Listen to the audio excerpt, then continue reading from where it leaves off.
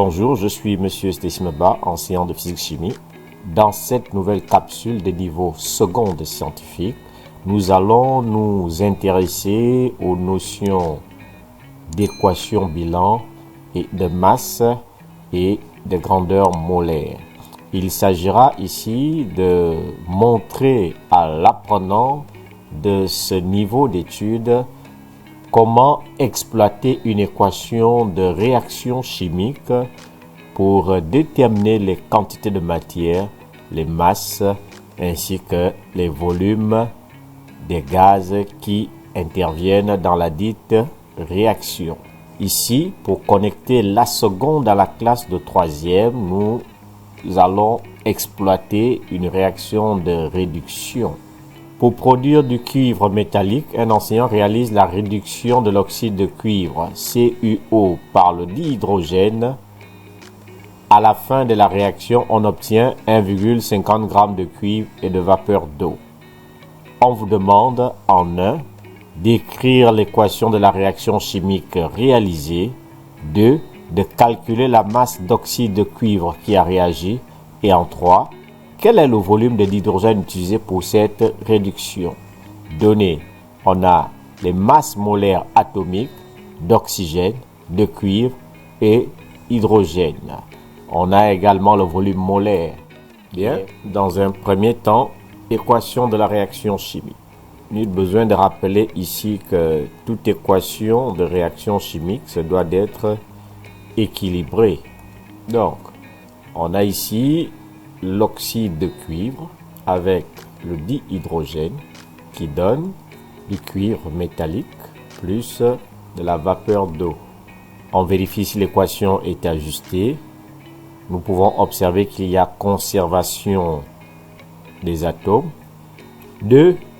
On cherche la masse d'oxyde de cuivre qui a réagi.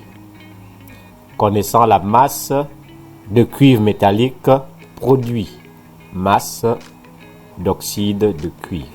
C'est l'occasion pour nous de dire une fois de plus au correcteur ou au lecteur comment on va la noter. On rappelle la relation du cours. On a la masse d'oxyde de cuivre est égale à la quantité de matière d'oxyde de cuivre fois la masse molaire moléculaire de l'oxyde de cuivre. Ça, c'est la relation du cours. Or, la masse molaire moléculaire de l'oxyde de cuivre peut être calculée puisque l'énoncé nous donne les différentes masses molaires atomiques. Il nous faut donc trouver la quantité de matière d'oxyde de cuivre. Et c'est à ce moment-là qu'on a recours à l'équation bilan. Connaissant la masse de cuivre métallique obtenue. On va donc écrire ici une relation entre cette quantité de matière recherchée avec celle du cuivre métallique obtenu. Or, la quantité de matière d'oxyde de cuivre est égale à la quantité de matière de cuivre obtenue. Ça, c'est une évidence puisque l'oxyde de cuivre ici, on a 1 mol et le cuivre métallique obtenu, 1 mol. Donc, ils ont le même coefficient dans notre équation ajustée. Et nous savons que la quantité de matière est égale à quoi? Est égale ici à la masse du cuivre sur la masse atomique molaire du cuivre. Connaissant déjà l'expression de la quantité de matière d'oxyde de cuivre, on va donc intégrer la relation 2 dans 1. 2 dans 1 donne la masse d'oxyde de cuivre est égale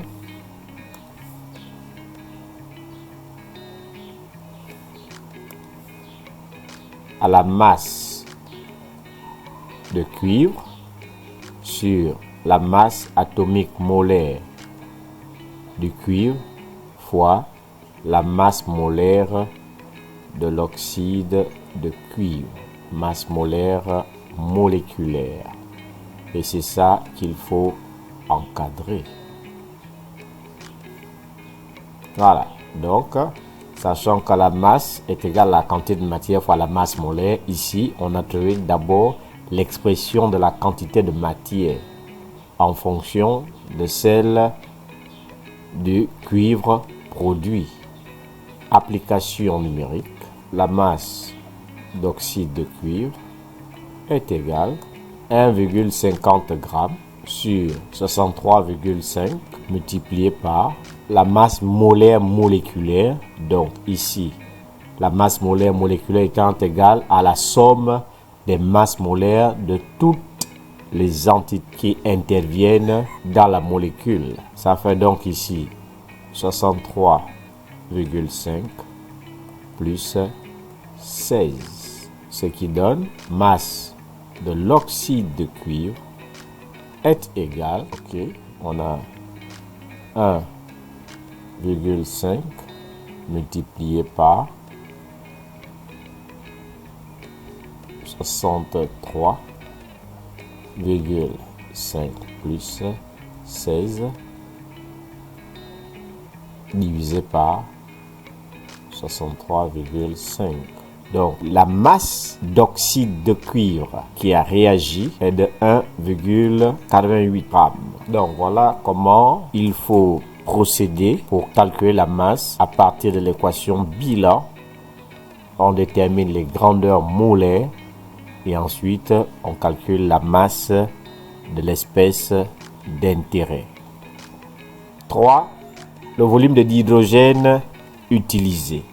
On va nommer ce volume VH2. Même approche. On rappelle la relation du cours.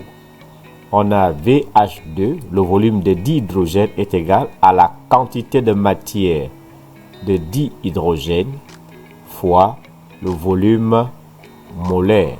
Or, la quantité de matière de dihydrogène étant inconnue, on repart à notre équation bilan pour faire le lien entre cette quantité de matière et celle du cuivre dont la masse est connue. Nous pouvons observer comme précédemment que pour une mole de dihydrogène, on produit une mole de cuivre. Donc, le réactif d'hydrogène et le produit cuivre ont le même coefficient, donc les quantités de matière sont égales. Ce qui donne, comme on l'a déjà précisé plus haut, la quantité de matière de cuivre est égale à la masse du cuivre sur la masse atomique moléculaire du cuivre. On remplace la quantité de matière de l'hydrogène par son expression. On a donc 4 dans 2 qui donne VH2 est égal à la masse de cuivre sur la masse atomique molaire du cuivre que multiplie le volume molaire. Application numérique, VH2 est égal à 1,50 sur 63,5 fois 22,4. On a donc VH2 est égal à 1,5 fois 22,4 divisé par 63,5.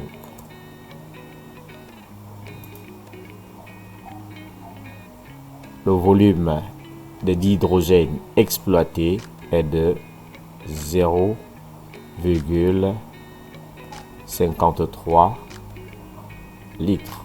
Donc voilà une fois de plus comment manipuler une équation bilan pour opérer des calculs en chimie. Dans le cas d'espèces, le calcul de la masse et du volume. Je vous donne rendez-vous pour une prochaine capsule de niveau seconde